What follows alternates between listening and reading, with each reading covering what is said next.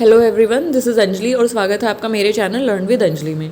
इस particular video में हम डिस्कस करने वाले हैं कुछ हैवी मेटल्स जो कि इम्पॉर्टेंट हैं और फ्रिक्वेंटली आस्क्ड हैं UGC NET as well as other exam जैसे कि सीपीसीबी, एसपीसीबी और यूपीएससी वगैरह में भी, जिसमें इन्वायरमेंट का पोर्शन होता है यूपीएससी में, या अदर जो एग्जाम्स है जिनमें इन्वायरमेंटल साइंस या इन्वायरमेंटल स्टडीज़ या इन्वायरमेंट एज अ सब्जेक्ट या एज अ टॉपिक इंक्लूड होता है, तो वहाँ पे सारे क्वेश्चंस पूछ लिए जाते हैं फ्रिक्वेंटली।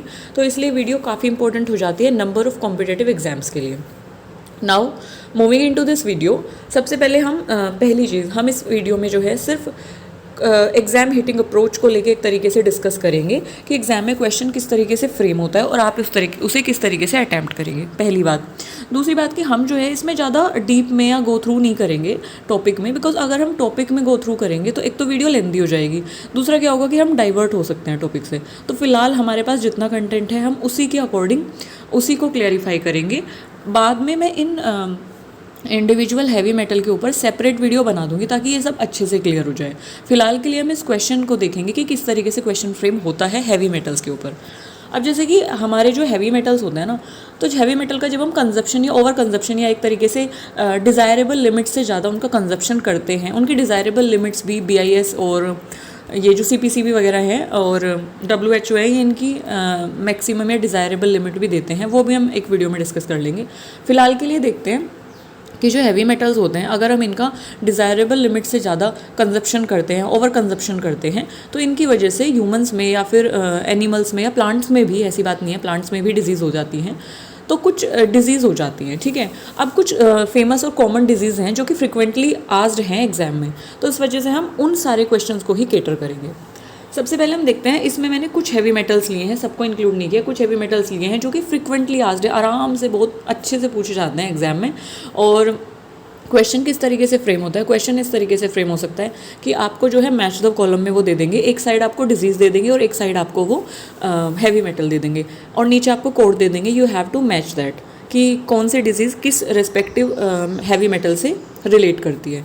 एक तो तरीका ये हुआ। दूसरा तरीका ये होता है कि वो आपको इंडिविजुअली पूछ लेंगे, जैसे कि मीना माता जो डिजीज़ है वो किस हैवी मेटल की वजह से होती है। 4 ऑप्शन आपको दे देंगे, कैडमियम, फ्लोराइड, आर्सेनिक और mercury, you have to tick the right one. या फिर दूसरा तरीका ये है कि वो आपसे नाम पूछ लेंगे, जैसे कि उन्होंने पूछा कि ब्लू बेबी सिंड्रोम का दूसरा नाम क्या है, या फिर मिथाइमोग्लोबिनेमिया का दूसरा नाम क्या है, या मिथाइमोग्लोबिनेमिया किस हैवी मेटल के कंजप्शन की वजह से होता है।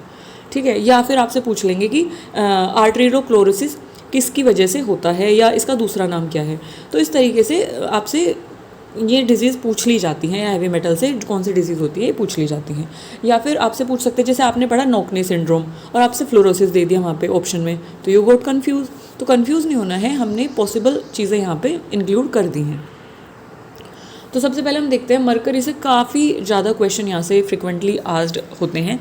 मरकरी से या तो आपको टॉक्सिक फॉर्म पूछ लेगा मरकरी की, या फिर आपसे वो डिज़ीज़ पूछ लेगा, या मीना माता डिज़ीज़ किस कंट्री में हुई थी या कहाँ पे हुई थी, किस बे से हुई थी, तो वो सब चीज़ें आपसे पूछ ली जाती हैं। तो सबसे पहले हम देखते हैं जो मरकरी हैवी मेटल है उसकी वजह से डिज़ीज़ होती है मीना माता डिज़ीज़। ठीक है, कैडमियम की वजह से होती है इटाई डिज़ीज़, फ्लोराइड की वजह से होती है फ्लोरोसिस, या फिर फ्लोरोसिस को आप बोलते हो नॉक नी सिंड्रोम, क्योंकि नीज़ में आपके जो नीज़ हैं वो एक तरीके से ऐसे लगते हैं कि वो मुड़ जाते हैं ना, तो नी की डिजीज़ है तो इसको बोल देते हैं knock knee syndrome. Now moving on to next part, arsenic. Arsenic की वजह से होता है black foot disease. Black foot disease को जो है आर्टेरियोस्क्लेरोसिस भी बोला जाता है, आर्टेरियोस्क्लेरोसिस भी बोला जाता है, या आर्सिनोकोसिस भी इसको बोला जाता है। तो ये आर्सेनिक की वजह से होती है। आर्सिनोकोसिस तो आप आराम से लगा देंगे, लेकिन आर्टेरियोस्क्लेरोसिस में आप कंफ्यूज हो सकते हैं, तो ध्यान रखेंगे ब्लैक फुट डिजीज़। लेड की वजह से होती है लेड पॉइजनिंग, जो कि ऑब्वियस है, लेड लगा हुआ है सामने तो आप आराम से इसको ढूंढ लेंगे। लेकिन एनीमिया भी लेड की वजह से ही होता है, इसको आप ध्यान रखेंगे। नाइट्रेट, ये थोड़ा सा कंफ्यूजिंग है और फ्रिक्वेंटली यही आस्क्ड होता है, क्योंकि यूजीसी नेट NTA वालों को पता है कि बच्चे किस में कंफ्यूज होंगे। तो मिथाइमोग्लोबिनेमिया, सही प्रोनाउंसिएशन इसकी बहुत ज़रूरी है, मिथाइमोग्लोबिनेमिया इसको बोला जाता है।